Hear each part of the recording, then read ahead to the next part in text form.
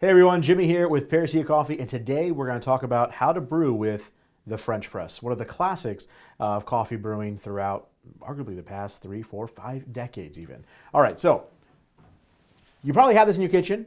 Maybe a family member has it in the kitchen. You've seen it on movie sets and TV shows.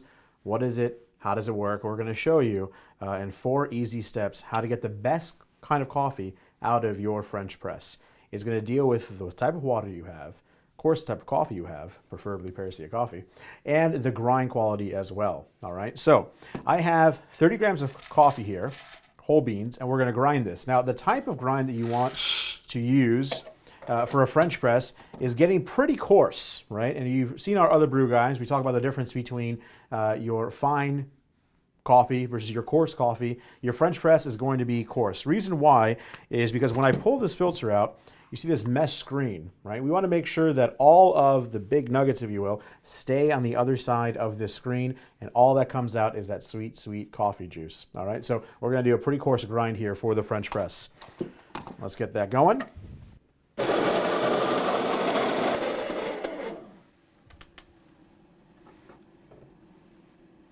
All right, one thing I recommend to do in every kind of brew method you do is there's no paper to clean out, but it's always good to kind of give any brewer that you have some form of a rinse. So we're going to rinse this off, warm up the brewer here.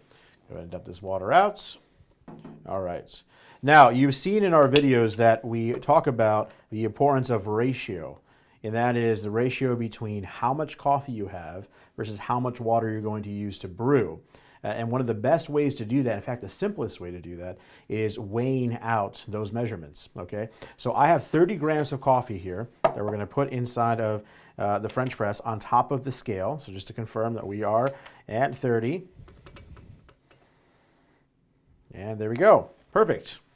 Now, with most of the brew methods we talked about the importance of a bloom. Same exact thing goes here. We want to give it an opportunity for the gases to be released, especially since the coffee is so close to when it was originally roasted. There's a lot of gases that need to be released. So we're going to do that. So I'm going to go and tear the scale here. And we're going to do a 1-to-2 ratio for our bloom. So there's 30 grams of coffee in here. I'm going to do 60 milliliters of water to go double to give that bloom. So we're going to go ahead and pour in. And when we get to 60, go ahead and stop. Might run a little bit over a couple of milliliters, it's fine. Give it a little bit of a stir and let it rest for 30 seconds. Your total brew time is going to be about 4 minutes and 30 seconds. You could take it to 5 minutes. Some people even take it to 6 minutes. Personally, I think the sweet spot is about 4 minutes and 30 seconds. So after it blooming for 30 seconds, we're going to pour the rest of the water in.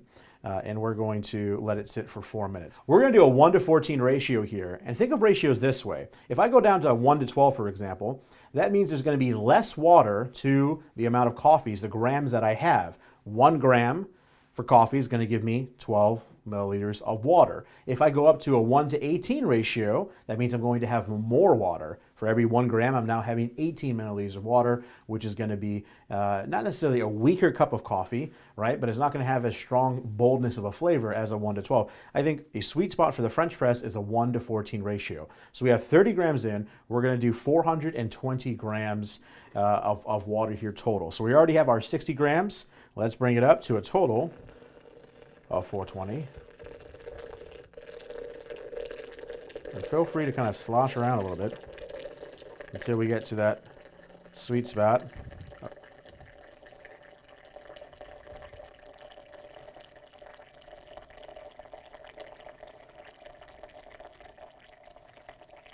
All right, now there are 2 schools of thought. There's a school of thought that says leave it just as it stands, don't touch it. There's another school of thought that says go ahead and give it a mix or a swirl, stir. I'm going to just go ahead and swirl it around just to make sure some of those heavy sediments start to fall to the bottom right off the bat. I'm going to go ahead and set it down, and we're going to put our lid back on. And notice I'm going to bring the press down to right at the very, very top. Just leave it right there. This is where the clock's going to begin for the remaining 4 minutes of our brew time here.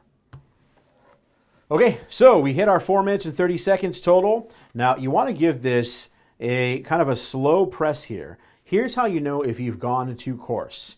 If I all of a sudden sink directly to the bottom with no restriction pushed back on me, that means I've gone way too coarse. If it's very, very fine, it's going to be hard to push this down. So you're looking at kind of a medium where you got to put a little effort. Shouldn't be super easy, but it shouldn't be super hard as well. And that's how you know you hit a good spot with the actual coarseness of your grind. And that's it. You're ready to serve and enjoy immediately. I would not let it sit in the press. If you're going to serve this with multiple people, decant it into another container there, and then you can serve from there. You want to get it out of the actual brewer as quick as possible, either into your cup or other people's cup to enjoy immediately. Thanks for joining us, and we'll see you next time.